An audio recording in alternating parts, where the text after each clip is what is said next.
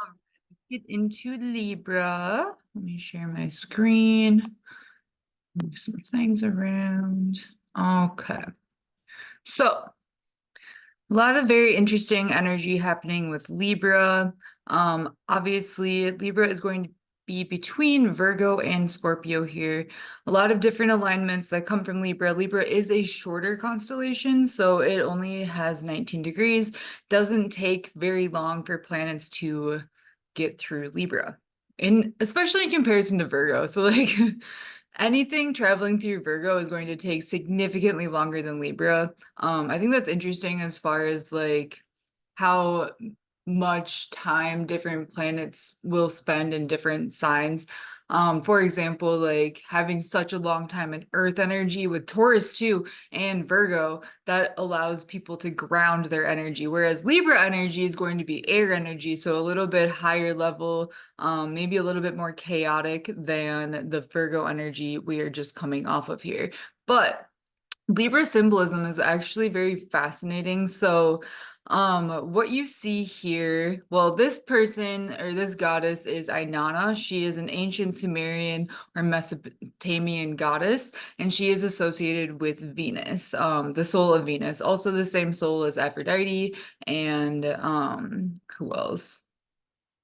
Hathor. All right. So in her hand here, I guess in both hands, but this one's kind of chipped away, you see the rod and the ring, which is ultimately the Libra symbol. Okay. So the rod and the ring can be seen in ancient Sumerian cultures as a signal of a divine judge. It measures power and how to balance power. So a lot of this Libra symbolism does come down to being a divine judge, and we'll talk about that a little bit more when we talk about Ma'at and the weighing of the soul or the heart against her feather here in a second. All right, so Libra mythology. We see the balancing scales here. So the balancing scales are going to weigh two different things against each other. Whereas if you just like went to go on a scale, it would just weigh your weight. Whereas the scales in Libra are weighing two things against each other. So they're comparing two different things. This is the only zodiac constellation that is an object. Everything else is either a human or an animal, whereas Libra is the only actual object here, which is very interesting, I think. It is associated with the scales that Estrella is holding in Virgo, but then it's also associated with the claws of Scorpio, which we'll talk about in a little bit when we talk about Scorpio energy as well. So ancient Greeks, yes, it was the claws of Scorpio, and then Babylonians had this as the balance of heaven. All right. Additional Libra mythology, we see this symbolism play out with Ma'at. She is an Egyptian goddess, the goddess of truth, justice, harmony, balance, order, and judgment. So we can also then apply all of those characteristics to Libra energy. She determined the fate of those who died by weighing their heart against her white feather. It was an ostrich feather, if you are interested in the symbolism of that. Let's see here. So so people would die. Actually, it's kind of depicted down here. So people would die and their heart would be weighed against the feather here of Ma'at. And if their heart was lighter than the feather, it meant that that person lived a good life and they could go to the afterlife, no issue. Enjoy, right? Whereas if their heart was heavier than a feather, it meant that they were fed to this monster here, Amot, I'm not quite sure how to say it, and they would experience a second death or like another life, but they died essentially. So she was a very influential figure within Egyptian mythology or history, however you want to look at it. And her laws helped to keep evil at bay. And without her laws, it was a bad time, honestly. And if you want to click here and look at the 42 laws or ideals of Ma'at, I would highly recommend it. A lot of Egyptian culture was based on her laws, and it really should be upholded still to this day because her laws just literally make sense. So she was able to revive the dead as well with air generated by her wings. So we can definitely see her as an angel type figure, or an incarnation of an angel as well. All right, so Libra astrologically, then, if somebody has Libra placements anywhere in Libra, not just necessarily star alignments to Libra, but anywhere in Libra, these people will be the bringers of justice and karma. They are associated with others. So Libra energy is often in relation to other people, which can be sometimes challenging for Libras individually because they're like, okay, well, how do I be an individual without like the influence of everyone else? But they are often associated to the people around them. So if you think about this in terms of the symbolism here, we see again Libra as either the scales that Virgo is holding or the pinchers that of Scorpio back in the day before it was separated. So very interesting that Libra like doesn't, the scales don't necessarily just stand on their own. They're always in relation to a neighbor. Needs balance in their life. Every Libra you've ever met is going to, or any Libra placement is going, I mean, everybody needs balance, but especially Libra placements. These people are a divine judge of character within the spiritual realm. So how people treat these people in the 3D, they're often undercover, like they're often in positions of non-authority or just general humans, and they're placed in different people's lives to see, okay, how is this person going to treat them, right? Like you're a divine judge just walking around minding your own business, and that is how, like in that disguise, that's how other people are just going to come up to you and treat you however they normally treat a normal human. So that shows a lot about their character, right? So like kind of going along the lines of treat everybody from like the janitor to the CEO the same, because you don't know who is who in the spiritual realm, especially if you lack the spiritual ability to notice energy and like the energy signature of people that you interact with on a daily basis. So definitely like, don't fuck around. Don't fuck around with anyone because you don't know who they are spiritually. Anyway. So anybody that has a Libra placement is likely going to have a lot of people come in for them to judge, which can feel very overwhelming. But once you understand that that is a divine role that, you have, I have a Libra rising, so like it's nonstop.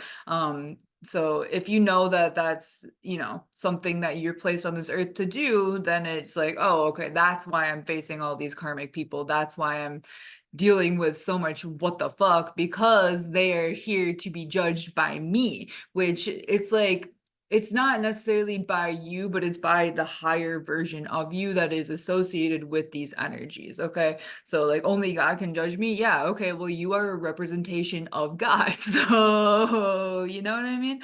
All right. So anyway, so fair, just, wise, truth tellers often, I'm not saying that, every Libra is like this. Obviously, there's going to be some lower vibrational energies here too, but they do stand for harmony, balance, order, judgment, wants to understand all of the information and both sides of things prior to making a decision or a judgment. So like if you have a Libra placement and you're like, why am I in this situation for so long? Or like, what the hell? Like, why? It's because you're gathering information. It's because maybe at face value, things look one way, but then once you kind of sit in that energy for a little bit longer, that allows you to make a better judgment about the situation.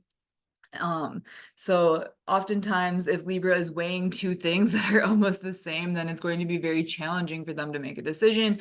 I don't think Libras have like that hard of time making decisions. It's just when they're like really close to the same, then it's like, I don't know. Or if it involves other people and other people's feelings, sometimes Libra can get a little bit people pleasy, but understanding that it is your divine right, Libra, to place judgment or bring justice and karma to a lot of situations as well here. All right, so the first zodiac, or I'm sorry, the first where is this one? Ursa Minor. Oh, okay, way up here. That's, I'm like, where is this even? So Ursa Minor, it is going to have the brightest star actually, Polaris, which is our North Star right now. The North Star does change across time and different timelines, but right now Polaris is our North Star, and that is in Ursa Minor. It's a Let's see. So it is in alignment with Libra from 0 to 9 degrees. Let's get into what this constellation means. All right, so the first way to look at this is that this is Arcus. We already talked a lot about Arcus being the son of Callisto back when we talked about Ursa Major, but let's just go over the mythology again in case that those, those videos aren't fresh in your mind, which is fair. So there was a nymph named Callisto who was a priestess of the goddess Artemis. Again, Artemis is Apollo's twin sister, I'm not sure, but sister nonetheless. And Artemis was the one that killed Orion because Apollo kind of tricked her into it. So part of Callisto's vow to Artemis was that she remain a virgin and took a vow of chastity, which is very common. A lot of times, if somebody is a priestess or a high priestess of a goddess, they will abstain from sex so that their energy is more pure and of themselves, so that they can give better energy to these gods or goddesses. So Zeus then saw Callisto and fell in love with her. Shocking. Very Zeus of him to do. Callisto and Zeus ended up having a child, Arcus. Unsure, again, if this was like a consensual thing on Callisto's end. Probably not, because, she was vowed herself to Artemis. So why would she go and make a baby with Zeus? Probably didn't want to, which is pretty messed up. Not pretty messed up, is messed up. So Artemis found out that Callisto was pregnant and turned her into a bear, Ursa Major. Callisto lived as a bear for 15 years, but she had already had her son Arcus. Arcus was in the forest and came upon Callisto, but she was in the form of a bear. He got scared and was about to kill her with a spear.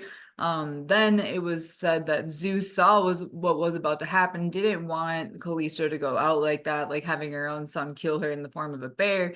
So he put them into the sky as Ursa Major, meaning Callisto being Ursa Major, and then her son Arcus being Ursa Minor here. But other stories place him in the sky as the constellation of Boots. So who knows?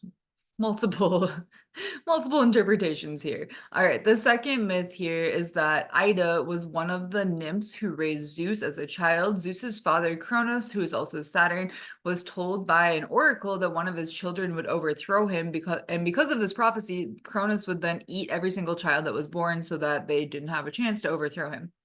Great, love that. I'm not a Zeus fan, if you haven't noticed yet throughout all of my videos. All right, so Rhea, who is Zeus's mother, was tired of Kronos literally eating all of her children, and she tricked Kronos and was able then to keep Zeus alive, and she brought Zeus then to Crete, where he was raised by nymphs, because she had to hide them, or had to hide Zeus. So she kind of was like, you know what, I can't even raise you, I'm going to let these nymphs raise you. Adistrea, Ursa Major, and Ida, Ursa Minor, nursed Zeus for a year. Amalthea, a goat that nursed Zeus, was placed into the sky as the star Capella, which is in the constellation of Auriga, and that influences Taurus. So here we can see Ida being the Ursa Minor, whereas Adistrea was Ursa Major, and those were just nymphs that raised Zeus. So who knows? Who knows? All right. Ursa Minor astrological interpretations then. So if somebody has alignments in Libra to Ursa Minor, they may potentially have like abandoned by their mother, or a mother wound there, or just like abandonment issues altogether might pop up for these people. They may have very harsh feelings toward their mother, or a mother figure, could be mother-in-law even, and they may actually try to physically harm their mother, as we see playing out in the Arcus situation with his mom being a bear without him knowing. Divine intervention at some points in life, potentially. Very nurturing energy though, motherly energy, when we look at it more of the Ida side for the nursing of Zeus. Helpful, kind, and may take care of other people's kids, or kids that are unrelated to them in some way. All right, next up we have Centaurus. Centaurus influences Libra from 0 degrees to 4 degrees. We already talked about this energy a bit in Virgo, so if you already know this, feel free to skip ahead. All right, so Centaurus, mythology. These are half men, half horses. The Babylonians called this constellation the Bison Man, and it's a pretty large constellation, right? Like there's a lot happening here, a lot of stars here. But if somebody has 4 degrees of Libra, they will have an alignment to Centaurus energy. All right. So the Babylonians called this the Bison Man, and they associated this constellation with Utu or Shamash, who is the same soul as the Greek Helios. Again, a lot of these gods reincarnate throughout different timelines, throughout different civilizations. So same soul, different timeline, basically. It is seen, this Centaurus is seen as killing Lupus here, or sacrificing Lupus, who is a wolf or a werewolf. And some associate this constellation with the centaur Chiron, but Chiron is largely represented within Sagittarius, not so much Centaurus. Centaurus is kind of like all of the centaurs, whereas Sagittarius is just one centaur, being Chiron. But we'll get into that when we talk about Sagittarius, because there are multiple myths there to look into as well. These individuals, these centaurs, half man, half horse, were very drunken, very high sex drive, very much a slave to their sexual desires, wild, lawless, and they were pretty brutal. Like they used branches and trees as weapons, or stones, or really like anything of nature they fashioned into weapons if they needed to fight. And they were fighters too, for sure. So we'll talk about that again once we talk about Sagittarius energy a bit more. Centaurus, then, astrological implications or interpretations, if you have alignments to this: very lustful energy, high sex drive with little regulation, drinking problems potentially, or alcohol issues. Not, I could actually see that as like kind of any drug overindulgence in, or at least like the natural drugs. I'm not gonna say like, well, I mean, I guess it could be any of them. These people are usually not very fond of rules, or can be seen as outlaws in a lot of different ways. They may participate in rituals that involve sacrifice of some sort. They might be into hunting or killing animals. You know, some of that could be to provide, some of it could just be violent. Like there's different reasons why people hunt, right? Some of it's to provide for their family, whereas other people it's like want to watch things die, which is messed up, but humans, right? So resourceful, very violent, able to fight and use what they have to fight, and then feels very at home in nature or a natural environment. So very interesting energy if you have alignments to Centaurus. All right, Lupus then. So if anybody has 3 degrees, 4 degrees, 10, 11, a lot of 11 placements here. So if somebody has 11 degrees Libra, they'll have a lot of Lupus energy. Gamma Lupi at 14 degrees and then 19 degrees. All right, so Lupus then is the werewolf that we see Centaurus stabbing and killing. Over here, you can see a little bit. It's, I think maybe we'll get into it in Libra, if not in Scorpio. It's like Lupus is then being sacrificed on an altar, which is very interesting. But Lupus, anyway, is the werewolf. Again, if you watch Harry Potter, Professor Lupin was a werewolf, so that's where a lot of the Harry Potter book was based on mythology and the occult. So it wasn't just, you know, all of her brain that made all that stuff up. It was her taking it from all of these things, which, you know, whatever.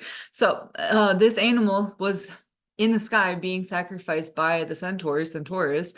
In Greek, they had this as a wild animal. The Romans had it as the beast. The Babylonians had it as the mad dog, or a hybrid human head and torso with the legs and tails of a lion. This was also associated with the sun god or bison man, and then large carnivore of some sort, lion, wolf, and dog. So interesting that both Centaurus and Lupus are associated with the sun god or bison man. So I'm not really sure how you want to look at that, but that is definitely potentially something to look into. All right. Definitely potentially. You know what I mean. All right. So Lupus, astrologically then, these people might be sacrificed by somebody for occult purposes. And I know you're like, what do you mean people are being sacrificed all the time? Unfortunately, that can be energetically, that can be physically. There's a lot of different ways. The these people might be very violent, very full of rage. They may have like a family lineage of shape-shifting and or skinwalkers. If you know, you know. If you don't know, then not for you. These people might get mad or angry very easily. And then if we're looking into it off of werewolf mythology, these people might be very extra sensitive to moon energy or specifically full moon energy. So if you're dealing with somebody and they're like really weird around every full moon, it's like, okay, there's something happening here and you might not want to know, or you might not want to stick around and find out about what that might mean. But maybe you do. I don't know. Curiosity kills the cat a lot. So, all right. Next constellation we have is Boots. So again, we already talked about this a little bit with Virgo energy, but if somebody has 5 degrees Libra, they will have a I mean, this one's not that bright actually, but it still exists. So if somebody has 5 degrees Libra, they will have an alignment to Boots.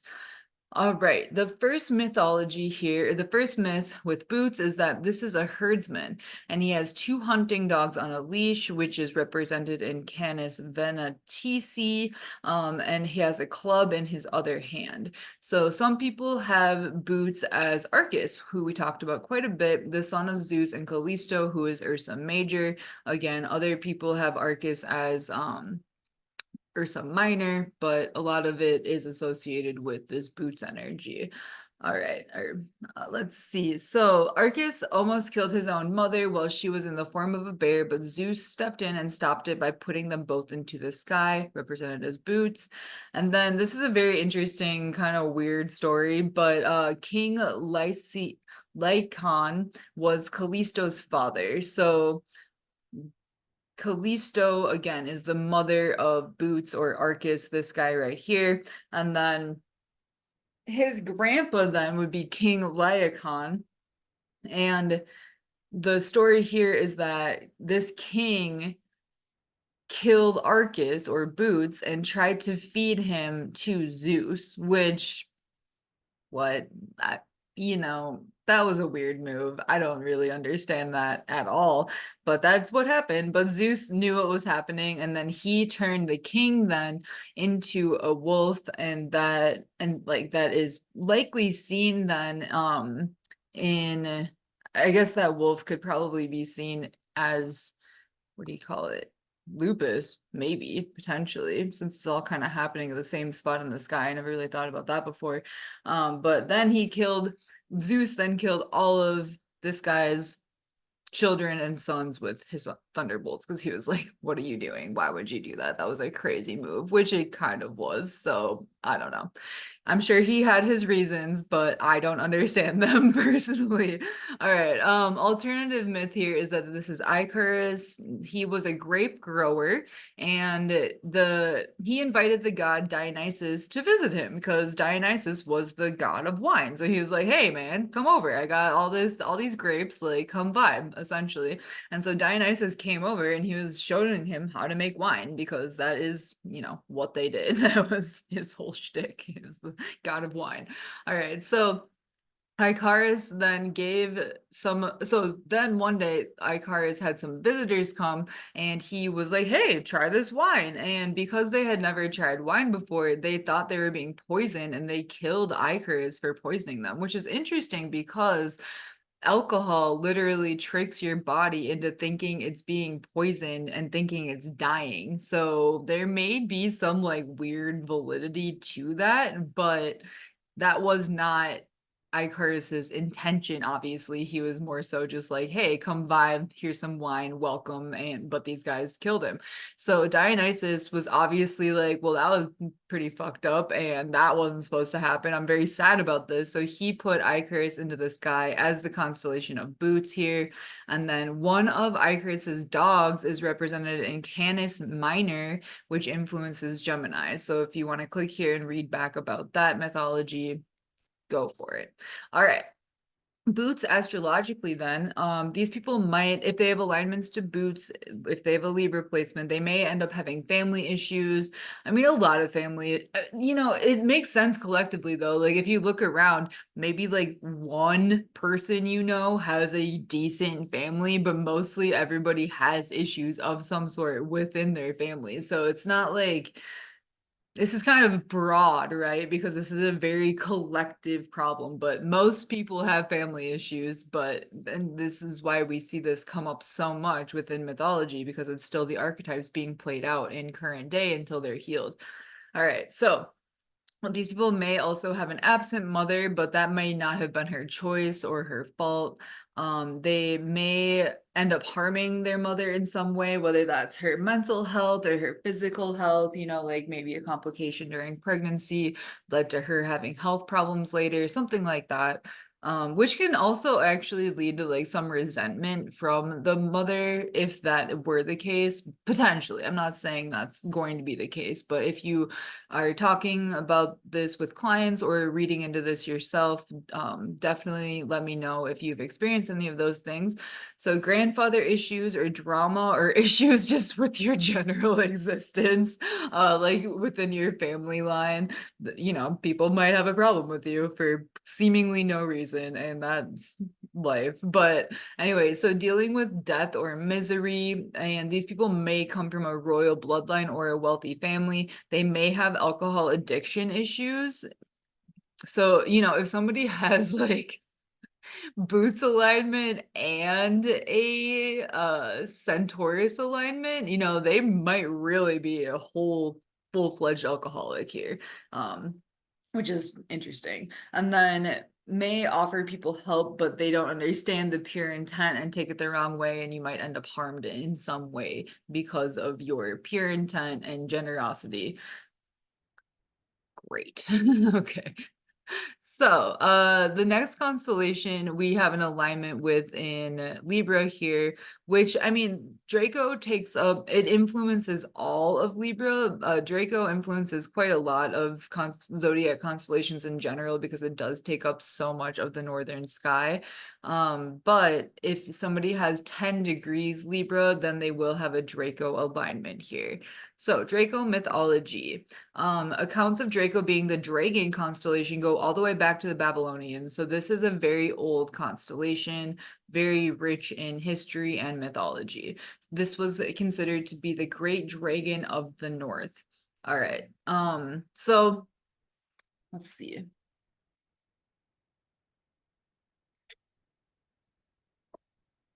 In Greek mythology, then, this was the dragon Ladon, who had hundreds of heads, and Hera kind of like employed Layden, I guess, to guard the gardens of the Hesperides, which had the golden apples that just needed constant, watching and guarding because they were highly sought after.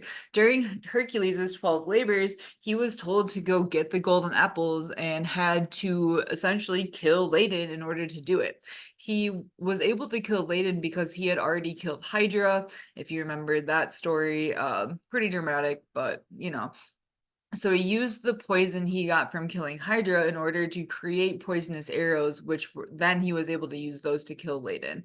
All right. So and then he was able to get the apples, which is what he was going for. So in Roman mythology, Draco was one of the giant titans who warred with the Olympian gods for 10 years, and then Minerva or Athena, the Minerva would be the Roman equivalent of the Greek Athena. She threw Draco into the sky where he then froze around the North Pole.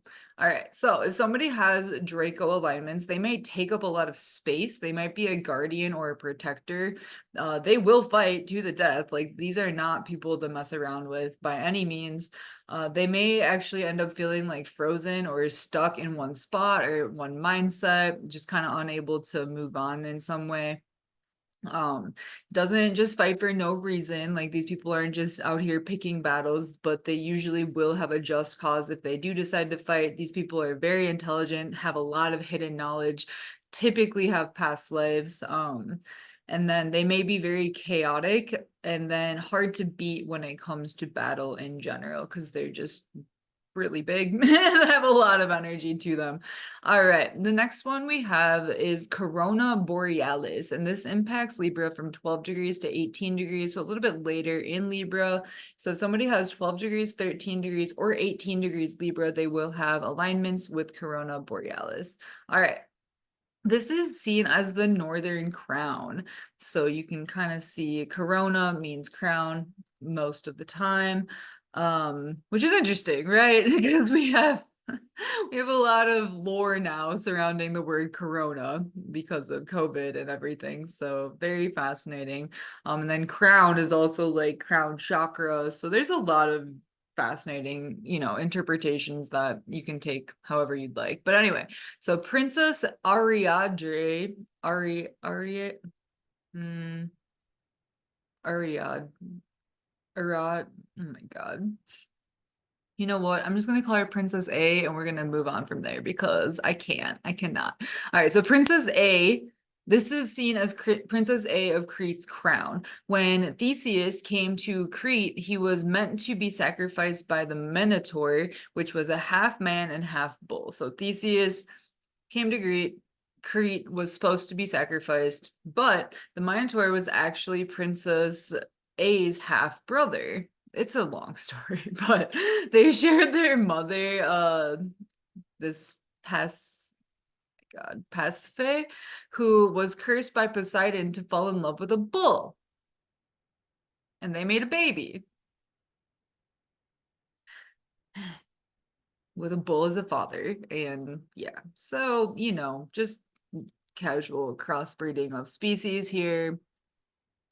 Great. All right. King Minos locked the bull then because what are they going to do with this bull? They locked this bull inside of a labyrinth, but the bull required sacrifices. And that is what Theseus was supposed to be. He was supposed to be in this labyrinth being killed by this bull. But Princess A, she saw Theseus and she was like, hey, no, I actually really like you. And I'm going to help you kill the Minotaur and escape if you promise to like help me get off of Crete because I'm over it.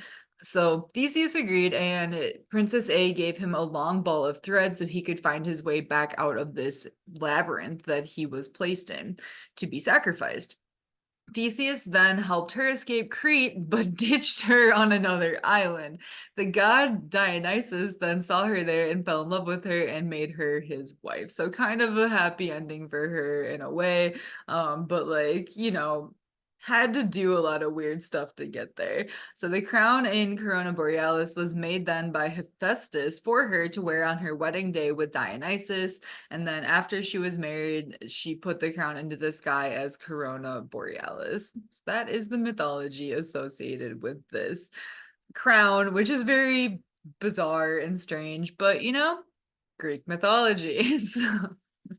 All right, so if somebody has Corona Borealis, oh wait, there's more, but wait, there's more.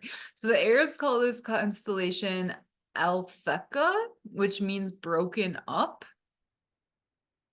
Okay. The Cheyenne called it a camp circle as it resembled their gatherings, like a circle of stars. In Australia, it was known as the boomerang or Woomera. The Welsh referred to this constellation as Lady Aranhud, a Welsh goddess who had two sons and birthed them through magical means. If you would like to learn more about her, feel free to click on this link and learn a little bit more. All right, so astrologically then, these people might have a very dramatic love life just in general. They might be very helpful, or they actually might actually might desire to escape or be rescued in some way from their situation, expecting princess treatment. Their mother or their father could have beef with a god. Or their mother or mother figure may have beef with a god or a family line curse of some sort. They may have a strange relationship with their half siblings or just siblings in general. They might get abandoned at some point by a lover or a friend or somebody, that they were like trusting. Things might always come back around or come full circle for these people because of the circular nature of this constellation, and they may conceive a child in an unexpected way or have an unexpected pregnancy or be more likely for that energy. All right. Serpens kaput constellation. So Serpens, there's two different Serpens energies. They are both, Serpens is the energy that's being my God, held by Ophiuchus here. So he's the snake handler, snake bearer, and Serpens kaput and Serpens caudia are going to be the two sides of this Serpens energy. All right, so Serpens kaput then is the head of the snake. This is aligned with this Libra energy as you see here. Ophiuchus is seen then holding the top of the snake in his left hand and the tail in the right hand. Asclepius, who's the demigod in Ophiuchus. So when you think of Ophiuchus, just think of Asclepius. They're the same guy, same person. It's just a different label, essentially. So Asclepius, demigod in Ophiuchus, killed the snake, but the snake was brought back to life with the help of another snake with some magical herbs. This is the only constellation within the sky, actually, that's split into two different parts, but remains to be the same constellation. The Babylonians had two snake constellations, Serpens being the horned snake. Fascinating. All right. Serpens could put astrological interpretations then. Snake-like behavior, lying to get what you want, trickery, may go through a death and rebirth of some sort, as we can see in the story just told. Near-death experiences might feel like somebody else is in control of you, or like you can't make your own decisions or moves based on, having that Ophiuchus energy handling you. Split between two different people or places or things, devilish or horned or horny behavior, potentially like sexual deviance here as well with this energy. And again, just because you don't deal with certain energies doesn't mean other people don't deal with them or like have them ingrained within their psyche or within their energetic field. So keeping that in mind. All right. Hercules, we have this just starting to impact Libra. If somebody has 18 degrees Libra, they will have an Hercules alignment here, but it only impacts just like the last 2 degrees of Libra. So Hercules mythology, I just want to see. Okay, so this is the last one we'll talk about for Libra. All right, Hercules mythology. Greek, he was known as Heracles. Romans had him more as the Hercules that we all know and love. Maybe, I don't know. Maybe you do, maybe you don't. But Hercules is quite the story. And that's probably why they made a movie about him, because he does have a lot of really fascinating things that happened to him during his life. All right, so his birth name was actually Euclides or whatever, you can read. Okay, so this constellation is Hercules standing victoriously on Draco or Ladon's head. Okay, very interesting. So we see here Hercules stepping on Draco or Ladon because again he had to kill Draco or Ladon in that story in order to get the apples, which we'll talk about here in a minute.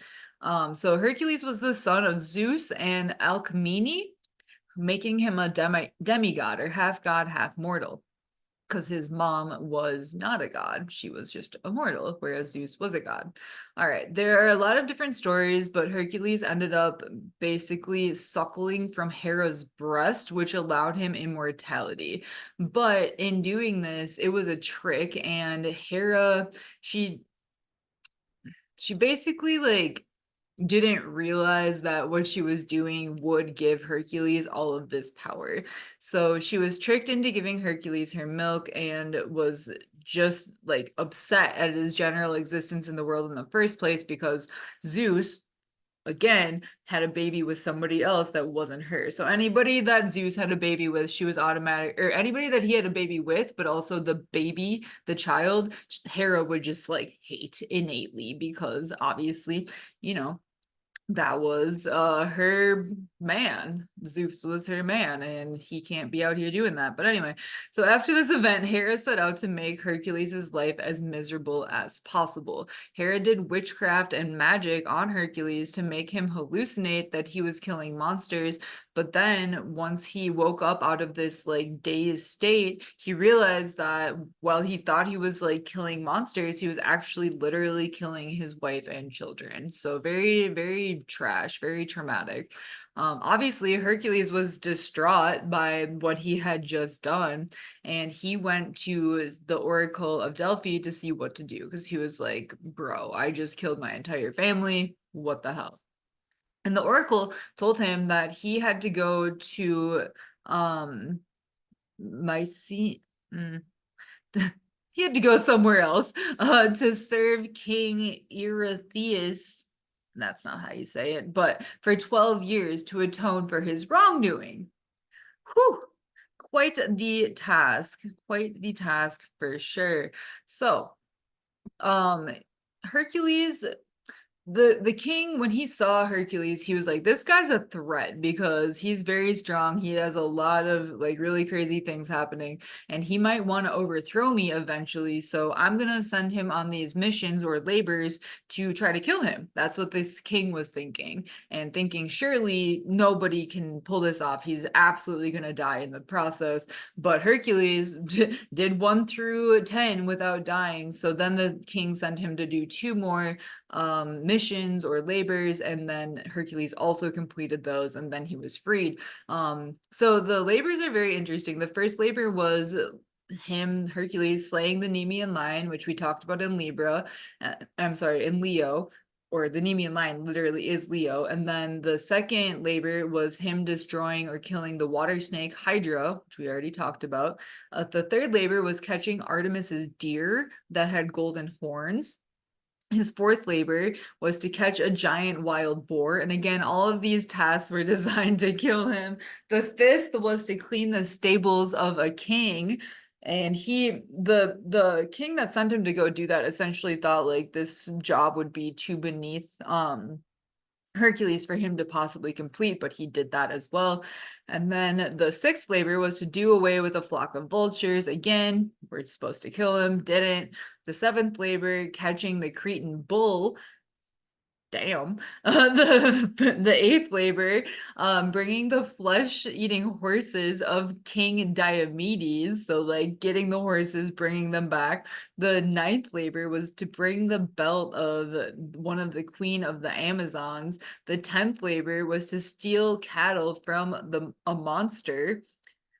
And then after he did all of that, then the king was like, okay, go steal these golden apples then. And that's when Hercules killed Draco, or Ladon, the dragon.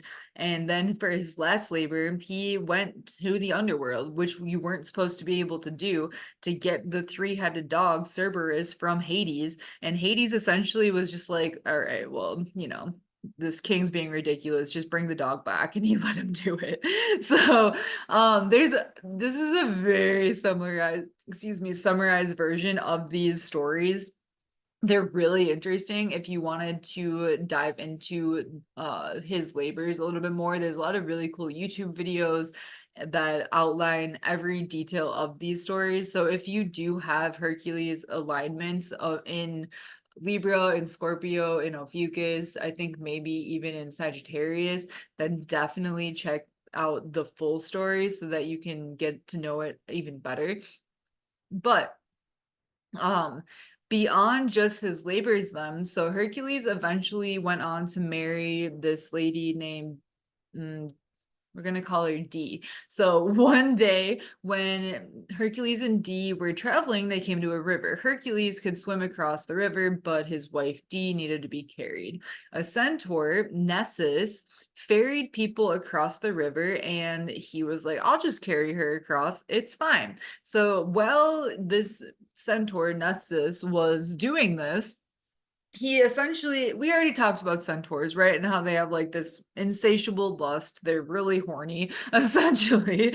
And so he fell in lust with her and tried to rape her, leading to Hercules killing him with a poison arrow. He's like, what the fuck? Obviously, that's my wife. You're gonna die now. So before he died, though, Nessus offered Hercules' wife, some of his blood, saying that it could be used as a love charm if she ever needed it. So she kind of just held on to this blood for a very long time. And then later in life, Dee suspected Hercules to have a wandering eye. And she, she was like, oh, you're looking at other bitches? Okay, then, right? Like, if that's how you want to be. And so she was like, it's time for me to use this blood as a love charm because clearly I need it. So she put some of the blood onto a shirt and then gave the shirt to Hercules. The blood, however, was poisoned because when Hercules killed Nessus, he used, remember, those poison arrows that he got from uh, Hydra's blood. And so, anyway, so the blood was poisoned by the arrows he had shot into Nessus, and Hercules knew that this would kill him because he's like, I can't withstand this either, turns out. And so he knew he was gonna die, so he went up and set up a pyre, which is essentially um a a way to sacrifice yourself in a fire, and set it and himself on fire, and the fire killing the mortal part of him, and then the immortal part of Hercules would go on to live with the gods on Mount Olympus. And you can see Hercules here with the Nemean lion skin or fur, and then a club, and here we can see him with these golden apples that he stole. um but again, like, none of this was, I don't think Hercules would have done any of these things unless he had to. Okay, so like, people can kind of look at these stories and be like, okay, well, he's kind of a dick, or he's kind of a hero, or he's kind of this, or he's kind of that. But at the end of the day, he was just trying to clear his name from killing his entire family, which was because of Hera. So realistically, all of this happened because Hera is a piece of shit. Yay. All right. So Hercules, astrological interpretations. These people, if somebody has a Hercules star alignment, their mother and their father may have an imbalance of power of some sort. So for example, like, the dad could be a CEO of something, whereas the mom might be works at Starbucks. I'm not saying, that's good or bad. It's just like an imbalance of power in some way, either financially or just who they are as people. That could even be the mother having more power than the father, just the mother and the father having an imbalance of power in some way. A secret birth or a non-traditional birth, evil stepmom or evil mother figure of some sort here. Childhood SA, we could even see from this because of the suckling on Hera's.